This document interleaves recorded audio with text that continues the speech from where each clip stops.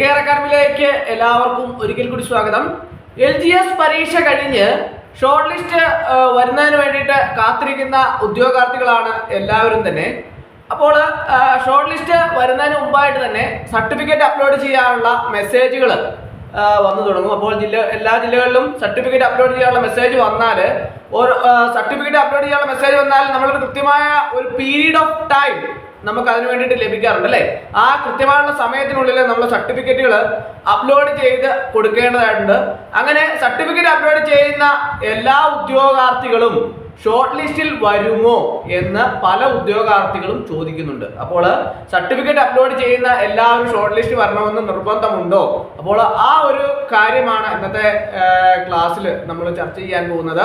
അപ്പോൾ PSC LGS പരീക്ഷ എഴുതിയ ഉദ്യോഗാർത്ഥികൾക്ക് വേണ്ടിയിട്ട് വളരെ പ്രധാനപ്പെട്ട ഒരു ക്ലാസ് ആണ് ഇന്ന് ഞാൻ നിങ്ങളിലേക്ക് എത്തിക്കാൻ പോകുന്നത്. ഇത് എല്ലാ ഉദ്യോഗാർത്ഥികളും മനസ്സിലാക്കിയിരിക്കണം. അപ്പോൾ നമ്മൾ പരീക്ഷ കഴിഞ്ഞ് PSC LGS പരീക്ഷയാണ്. LGS പരീക്ഷ കഴിഞ്ഞിട്ട് അതിന് ഷോർട്ട് ലിസ്റ്റ് വരുന്നതിന് മുമ്പായിട്ട് സർട്ടിഫിക്കറ്റ് അപ്ലോഡ് ചെയ്യാൻ വേണ്ടിയിട്ടുള്ള മെസ്സേജുകൾ PSC ഷോർട്ട് ലിസ്റ്റിൽ വരാൻ സാധ്യതയുള്ള ഉദ്യോഗാർത്ഥികളോട് സർട്ടിഫിക്കറ്റ് അപ്ലോഡ് ചെയ്യാൻ വേണ്ടിയിട്ട് PSC ആവശ്യപ്പെടാറുണ്ട്. അപ്പോൾ ഇങ്ങനെ സർട്ടിഫിക്കറ്റ് അപ്ലോഡ് ചെയ്യാൻ വേണ്ടിയിട്ട് PSC ആവശ്യപ്പെടുന്നത് എന്തിന്റെ അടിസ്ഥാനത്തിലാണ്? ഒരു കട്ട് ഓഫ് മാർക്കിന്റെ അടിസ്ഥാനത്തിലാണ് PSC സർട്ടിഫിക്കറ്റ് അപ്ലോഡ് ചെയ്യാനുള്ള മെസ്സേജ് അപ്ലോഡ് ചെയ്യാൻ വേണ്ടി ഉദ്യോഗാർത്ഥികളോട് ആവശ്യപ്പെടുന്നത്. അപ്പോൾ PSC ഇപ്പോൾ ഒരു 100 പേരുടെ ലിസ്റ്റാണ് ഇടാൻ ഉദ്ദേശിക്കുന്നതെങ്കിൽ 100ാമത് ലഭിക്കുന്ന ആളുടെ മാർക്കാണ് ആ പരീക്ഷയുടെ കട്ട് ഓഫ് മാർക്ക്. അപ്പോൾ ഈ 100ാമത് കിട്ടിയ ആളോട് ആ മാർക്ക് കട്ട് ഓഫ് മാർക്കായിട്ട് നിശ്ചയിച്ച് ആ 100 പേരോട് സർട്ടിഫിക്കറ്റ് അപ്ലോഡ് ചെയ്യാൻ വേണ്ടിയിട്ട് PSC ആവശ്യപ്പെടാറുണ്ട് അല്ലേ. അപ്പോൾ നമ്മളിപ്പോൾ സാധാരണഗതിയിൽ സർട്ടിഫിക്കറ്റ് അപ്ലോഡ് ചെയ്യുന്ന അവസരത്തിൽ ചിലപ്പോൾ എല്ലാവർക്കും കൃത്യമായിട്ടുള്ള യോഗ്യത ഉണ്ടായിരിക്കണമെന്ന് നിർബന്ധമില്ല അല്ലെ. അത് നിങ്ങൾക്ക് എല്ലാവർക്കും അറിയാവുന്ന കാര്യമാണ്. പലരും നേരിട്ട് തുല്യ യോഗ്യതയുള്ളവരുണ്ടാവും, അല്ലെങ്കിൽ തത്തുല്യം വെച്ച് ഇക്വലൈസേഷൻ വെച്ച് അപ്ലൈ ചെയ്യുന്ന ധാരാളം ഉദ്യോഗാർത്ഥികളുണ്ടാവും. സർട്ടിഫിക്കറ്റുകൾ സംബന്ധിച്ചിടത്തോളം എല്ലാവരും കൃത്യമായിട്ട് PSC അംഗീകൃത സർട്ടിഫിക്കറ്റ് ആയിരിക്കണമെന്ന് നിർബന്ധമില്ല. ഇങ്ങനെയൊക്കെ പല പ്രശ്നങ്ങൾ ഉണ്ടാവാനുള്ള സാധ്യത ഏറെയാണ്. അപ്പോൾ അങ്ങനെ വരുമ്പോൾ PSC എന്താണ് ചെയ്യുന്നത്? PSC ഒരു 100 പേരുടെ ലിസ്റ്റാണ് ഇടാൻ ഉദ്ദേശിക്കുന്നതെങ്കിൽ ഒരു 150 പേരോട് സർട്ടിഫിക്കറ്റ് അപ്ലോഡ് ചെയ്യാൻ വേണ്ടിയിട്ട് PSC ആവശ്യപ്പെടും.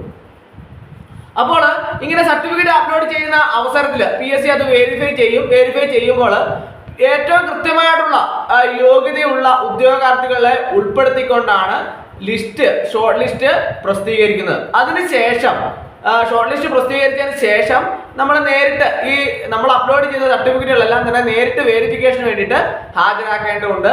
അപ്പോൾ അങ്ങനെ നേരിട്ട് ഹാജരാക്കുന്ന അവസരത്തിൽ അവർ ഒന്നുകൂടി വെരിഫൈ ചെയ്യും. വെരിഫൈ ചെയ്തതിന് ശേഷം പ്രോപ്പർ ആയിട്ടുള്ള ക്വാളിഫിക്കേഷൻ ഇല്ല എങ്കിൽ നമ്മളെ തള്ളിക്കളയാനുള്ള സാധ്യത ഉണ്ട്. അല്ല, കൃത്യമായിട്ടുള്ള ക്വാളിഫിക്കേഷൻ ആണെങ്കിൽ നമ്മൾ ഉൾപ്പെടുത്തി റാങ്ക് ലിസ്റ്റ് പ്രസിദ്ധീകരിക്കും. അപ്പോൾ ഈ ഒരു മാനദണ്ഡത്തിന്റെ അടിസ്ഥാനത്തിലാണ് PSCയുടെ നടപടിക്രമങ്ങളൊക്കെ നടന്നു പോകുന്നത്. അപ്പോൾ അങ്ങനെ വരുമ്പോൾ ഈ സർട്ടിഫിക്കറ്റ് അപ്ലോഡ് ചെയ്യുന്ന ഉദ്യോഗാർത്ഥികളെല്ലാം തന്നെ ഷോർട്ട് ലിസ്റ്റിൽ വരണമെന്ന് നിർബന്ധമില്ല. അപ്പോൾ നമ്മൾ സർട്ടിഫിക്കറ്റ് അപ്ലോഡ് ചെയ്തുകൊണ്ട് മാത്രമല്ല, നമ്മൾ കൃത്യമായിട്ട് ക്വാളിഫിക്കേഷൻ ഉണ്ടായിരിക്കണം. അത് മാത്രമല്ല, ഒരു 100 പേരുടെ ലിസ്റ്റാണ് ഇതാണ് ഉദ്ദേശിക്കുന്നതെങ്കിൽ 150 പേരോട് സർട്ടിഫിക്കറ്റ് അപ്ലോഡ് ചെയ്യാൻ പറയും.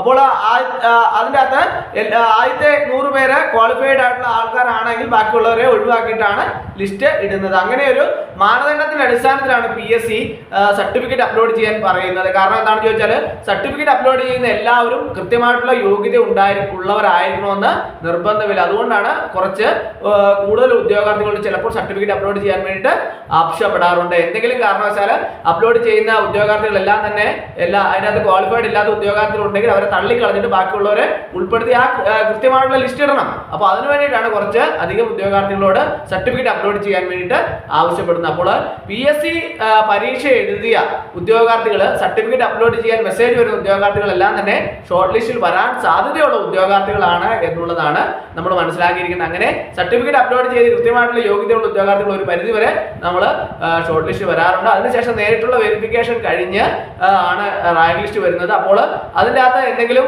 വ്യത്യാസങ്ങൾ ഉണ്ടെങ്കിൽ അവിടെയും നമ്മളെ റിജക്ട് ചെയ്യാനുള്ള സാധ്യതകളുണ്ട്. അപ്പോൾ ഈ സർട്ടിഫിക്കറ്റ് അപ്ലോഡ് ചെയ്യുന്നതിന് മുമ്പായിട്ട് തന്നെ എല്ലാ ഉദ്യോഗാർത്ഥികളും കൃത്യമായിട്ട് മനസ്സിലാക്കിയിരിക്കേണ്ട ഒരു പ്രധാനപ്പെട്ട കാര്യം എന്താണ്, ഒരു പ്രോപ്പർ ടൈമാണ് നമുക്ക് വേണ്ടിയിട്ട് സർട്ടിഫിക്കറ്റ് അപ്ലോഡ് ചെയ്യാൻ വേണ്ടിയിട്ട് നമുക്ക് ലഭിക്കുന്നത്. ആ കൃത്യമായിട്ടുള്ള സമയത്തിനുള്ളിൽ തന്നെ സർട്ടിഫിക്കറ്റ് അപ്ലോഡ് ചെയ്യാൻ വേണ്ടിയിട്ട് എല്ലാവരും ശ്രദ്ധിക്കണം.